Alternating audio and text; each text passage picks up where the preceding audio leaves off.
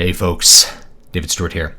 Today I would like to talk a little bit about nostalgia and what it can be used for, whether it's a good or a bad thing, and really how to harness nostalgia in a way that I think is positive.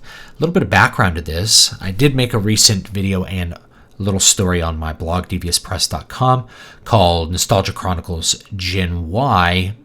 I'm not sure if everybody got exactly what I was showing with that, but it did seem to resonate with lots of people in terms of a common experience and a common attitude towards a game, particularly not wanting to finish because that kind of means you won't have that world to escape into anymore.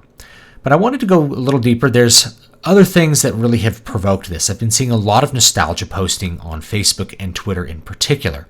One of the most common ones is you have 4 friends over, you have a copy of GoldenEye and 4 controllers and a pizza, and you don't realize that life is never going to get better than this. So that's one. And my reaction to that is my life has never been better than it is now. It might have been fun to play video games with friends in high school, but I would never trade it for the life I have now.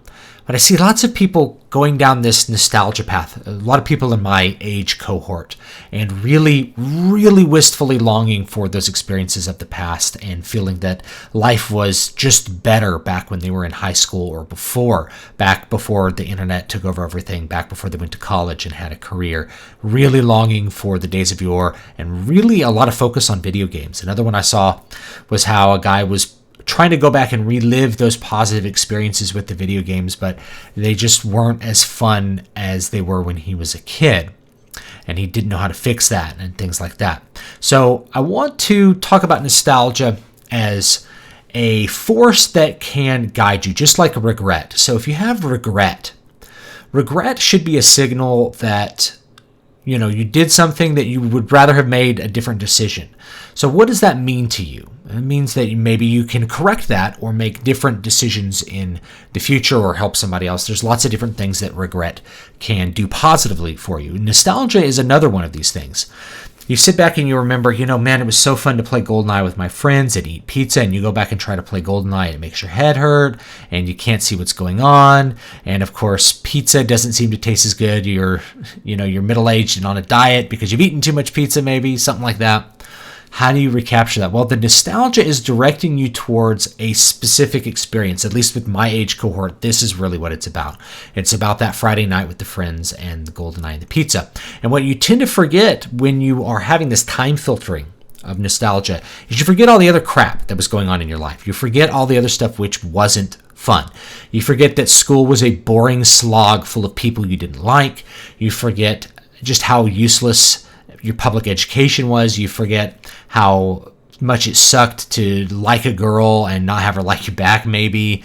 You forget, how bad your job delivering pizzas was at some point. You forget a lot of these things. They just get kind of tossed out at the process of making the memories. And what you're left with is this little pill of, man, I really remember playing GoldenEye and liking it. Or I really remember coming home and playing Final Fantasy and just enjoying those hours by myself in this make-believe world. And what you don't remember is the loneliness of that. You don't remember just how isolated you felt and just how meaningless a lot of life really was. So you take that nostalgia for that moment and you have to stop and evaluate it and say, what does this moment mean? Why do I feel nostalgic for this moment? And more importantly, how do I make that feeling, how do I move that feeling forward into the future and the present with new experiences? Not how do I make that experience happen again, but how do I have that same feeling? How do I feel the same way with a new experience? This is one of the problems I think with a lot of video game design lately, is that they're really going to try to recreate experiences of yore rather than to make you feel the same way you used to feel. And those are very, very different things. So if we look at that GoldenEye thing, what was the joy of playing GoldenEye? Was it that GoldenEye was a particularly good game? It might have been good for the time relative to other games on the Nintendo 64. I always considered it a really, really poor shooter at the time it was released. That was because I came from a PC background, but lots of my friends had never really played Doom or Quake, and that was it. GoldenEye was amazing compared to what had come before it. It was a novel experience for them. For me, it was practically torturous trying to aim in GoldenEye. But it was fun to play with my friends. And so that's really what you have to think about. It's like, well, I really enjoyed playing a game with my friends, and I enjoyed the camaraderie. I enjoyed the leisure time, enjoyed good food, and that's really the experience that I need to move forward into the future. Problem is with a lot of people in Gen Y, it's like, where are our 3 buddies? Where's my other friends? It's like, well, they're all working or they're in different parts of the country. We've been kind of atomized. So working to recreate that experience might be difficult, but that's the thing that you really want. You really want that positive social experience, the camaraderie of being in the physical presence with your friends. And you can do that by playing Dungeons and Dragons together, or you could do that by playing a new video game. In fact, for, I think, the bachelor party for my brother-in-law, we went over to my house and we played Diablo 3 on the PlayStation 4, like for a big portion of the day, and just like ate food that people wanted to eat, and it was a great time. Now, it was a newer game at least. It was, but the same setting, sitting on the couch playing a 4-player game with your friends and eating the food that you wanted to eat. So it was a good experience, and it was in fact one that really brought forward a lot of those nostalgic feelings that people have into the present.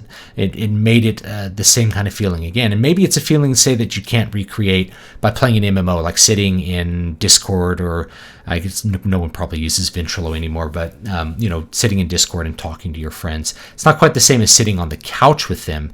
There's a different social experience that comes with the physical presence, and everybody's going to leave. We're going to eat pizza together. So that's what you really have to think about recreating. And same thing with, maybe it's a solo experience. Like if we look at that experience that I articulated with the Nostalgia Chronicles piece, going home alone and just kind of ignoring the world and playing this Final Fantasy game that lets you escape into a world that's rich and is full of meaning for you. Well, what that moment means is that your life at the time was very devoid of meaningful experience and drive to do things which have purpose. So the problem here is not wanting to recreate that experience, right? The experience of escapism. Escapism by itself is not a problem at all. And otherwise, I wouldn't be writing as much fantasy literature as I write. But the experience should signal to you, why was I so reluctant to finish Final Fantasy? Why was I so willing to why did I want to go home alone and sit in the dark room and play Final Fantasy by myself? And it's because you were missing a lot of meaning otherwise.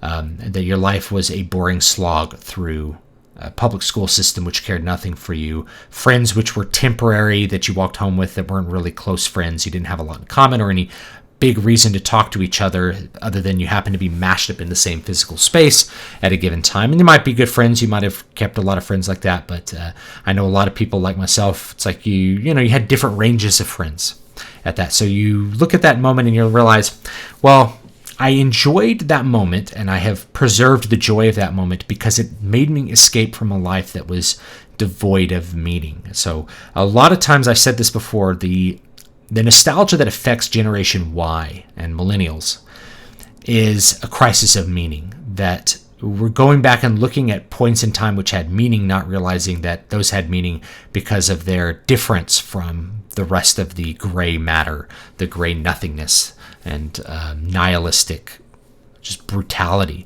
of modern life. So if you really want to understand the meaning of that nostalgia, it would be to say, well, it's not that I need to escape.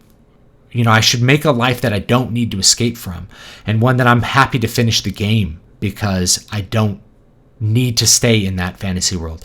That escape can be temporary and enjoyable, but doesn't have to be something that I'm always have ready to go to at all times. And it can be the same thing if you have nostalgia for like Elder Scrolls Skyrim, if you're a little bit older than, a little bit younger than my generation. So I know lots of people have this strong nostalgia for Skyrim. I have nostalgia for Oblivion or Morrowind. We have this Elder Scrolls nostalgia is a big driver. And Elder Scrolls games are great. They're great games. But I think a lot of the nostalgia comes down to that was a place to escape to, rather than a game which was purely enjoyable for itself, which is enjoyable for itself. But a lot of the times that attachment is because, man, I just really enjoyed coming home and playing Skyrim and forgetting about the world. It's like, well, you need to make your world a place that doesn't need forgetting.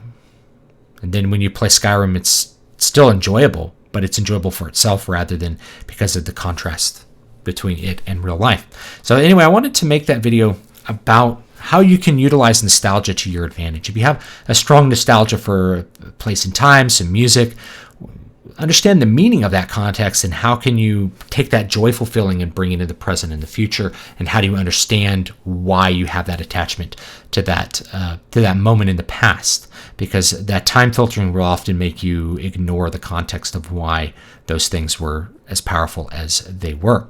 And this is coming from somebody who has a lot of nostalgia for lots of different moments in his life, and a lot of the moments I have nostalgia for exist because of the contrast that's there. I really wasn't enjoying my career, and so therefore World of Warcraft was really fun. And that's true.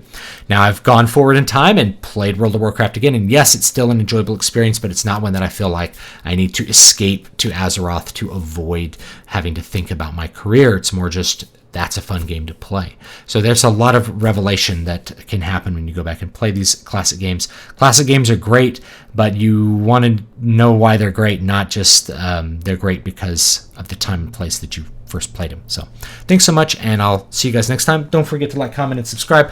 Newest books, City of Silver, newest fantasy book if you want some good dark fantasy. If you want like pure escapist, probably going to be Water of Awakening, which I think you can get for free.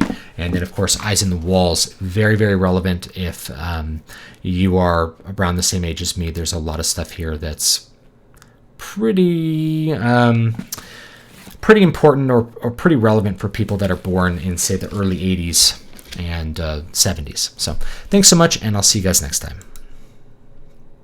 Water of Awakening, that's it right there. So you can grab that one. $2.99 on Amazon. See you next time.